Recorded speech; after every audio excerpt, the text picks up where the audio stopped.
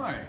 Tomorrow night I will be hosting a parent event to talk about 3 key academic indicators for students in the Bolinas-Stinson School District. I'm John Carroll and I'm the superintendent there. This video, which is going to be a shortened version of that presentation, is for anyone who can't make it, so I can give you some basic feedback on how our students are doing. Before we get started, one thing that we need to agree on is this, that academics matters. That doesn't sound like too much of a surprise coming from a school administrator, but sometimes it's easy to lose track of that. Academics is really important. Part of school, I think the most important part of school, is that kids are learning and growing every day. There are a lot of reasons why academics is important, but one of them might surprise you. It is social, emotional learning and growth. That's right, academics is important for kids' social and emotional growth. Let's do a little thought experiment for a minute. Imagine that you're in a job and you show up for work every day and everybody there seems to know what's going on really well, they're doing good work, and when you look around, everyone is very productive. And then you realize that maybe you're not keeping up with everyone else. And this goes on for a long time. You're getting pretty good feedback from your coworkers and your boss, but you always feel like you're a little behind, not quite getting it. How is being in a situation like that going to affect you emotionally? You're going to feel like an outsider? You're going to feel like you don't quite fit in? Well, that's the feeling that kids get when they're not keeping up in school. So a big part of our job, in order to make sure that social emotional learning is happening, is to make sure that the basics of academics are in place so that kids feel like a part of a community. The other reason academics is so important should be pretty obvious. When kids keep up in school, it keeps opportunities open for them throughout their education.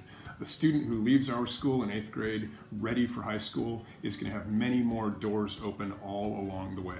So if we want our kids to be successful, independent adults with agency in the world who can make a difference, it's important that right at the beginning we help them understand the critical academic concepts that they need to. I love this graphic from the Marin Promise Partnership. It's a great nonprofit group that's doing work to make sure that students stay on track academically from birth all the way up through career. One of the things I like about this is it really lines up where we can have some impact as an elementary school. Let's look at reading. Read proficiently by 3rd grade. That's an important benchmark. Researchers know that if kids are not at grade level by 3rd grade, they're at huge risk of some negative academic outcomes in the future. Also, master critical math concepts by 9th grade. That means we have a time up until 8th grade to launch kids into high school with everything they need to be at grade level math by the time they start. We also have some impact in the area of kindergarten readiness. One of the things we do now is we check 1 month into the kindergartner's beginning of school, we can check to make sure that they are kindergarten ready and intervene if they need extra help. Researchers know, and it should be common sense, that when someone goes to preschool before going to regular school, they are likely to have better academic outcomes and in fact better life circumstances for the rest of their lives. So that is something we need to check out, and I'm so happy this year that for the first time we are giving the KSEP, the Kindergarten Student Entrance Profile. It's not a scary test for little kids. In fact, they don't even know they're being assessed. It's basically teacher observation, 6 questions based on social emotional concerns and looking at how kids' development is proceeding in that area, and then 7 knowledge-based things like do they know the alphabet, that sort of thing. So we are giving that for the first time this year. It was given in many districts across Marin County and beyond, and our results are pretty encouraging. So in the Bolinas-Stinson School District, in its first rollout, the KSEP showed us that 8 kids were ready to go in the first month of school. 2 would probably need quarterly follow-up with the teacher and other staff checking in with them to make sure their readiness was proceeding. And 3 would need that attention probably monthly. None of them showed up with an immediate need for follow-up or intervention. Sometimes data can make me a little bit nervous. The KSEP is not designed to evaluate any school program or anyone's parenting or anything. It's a tool so that the teacher can see which of these kids is most ready to jump right in kindergarten and who's going to need a little more support. It assumes that all kids are ready at some level. Well, I was just hanging out by the bookshelf here doing a little bit of reading, and that reminded me that reading is probably the most important academic concern that we have for children.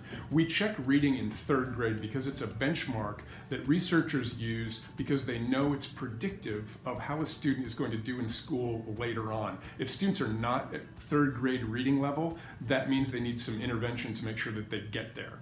Now, we check all of our kids every year until they've completely maxed out our reading assessment, but in third grade we pay special attention, and I want to take a look at the numbers that we have on third grade reading. Here's the data for last year's third grade when we checked reading level. We had 5 students who were far above reading level, reading close to like a 6th, 7th grade reading level, some a little bit above grade level, but no one was exactly right at grade level. There were 3 kids who were below grade level. Just for your reference, I wanted to let you know that we use Fountas and Pinnell. It's a company that does leveled books and provides an assessment where we can test kids twice a year to find out if they are at the right reading level and to support them if they need more help. After third grade, we continue to assess our kids twice a year using the Fountas and Pinnell system.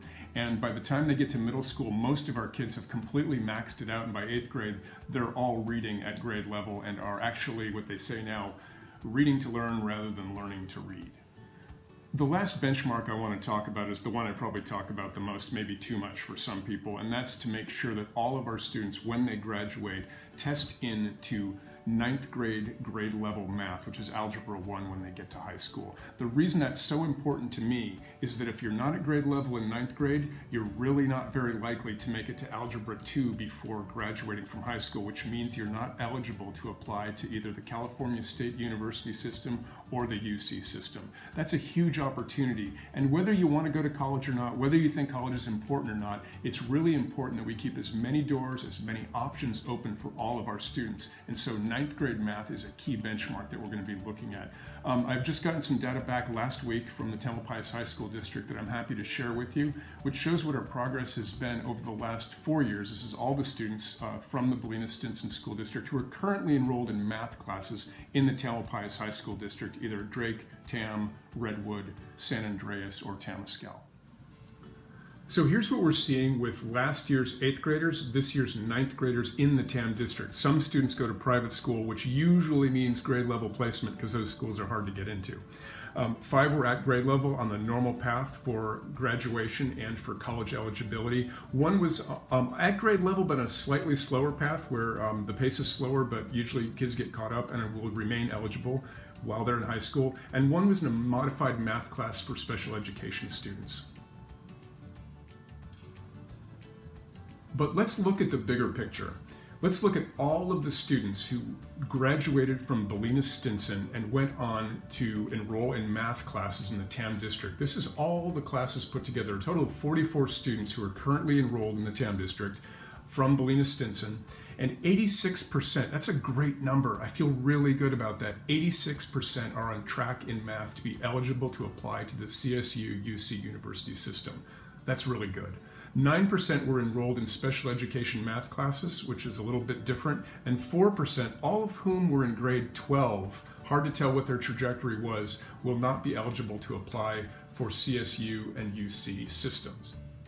There's way more to the data than this. Like, there are a few things that jumped out at me that I don't think we have time to delve into deeply, but one thing I noticed, for example, is the current senior class in the Tamalpais High School District who went to Bolinas-Stinson, half of them already finished the required class and are way beyond where they needed to be for eligibility to apply to the CSU or UC system. Now, we can't take credit or blame for what happens after a student gets to high school. But what we can do, and what we're going to continue to do, and what you'll find in our strategic plan, is that we got to make sure every single kid is there ready to start day 1 of 9th grade.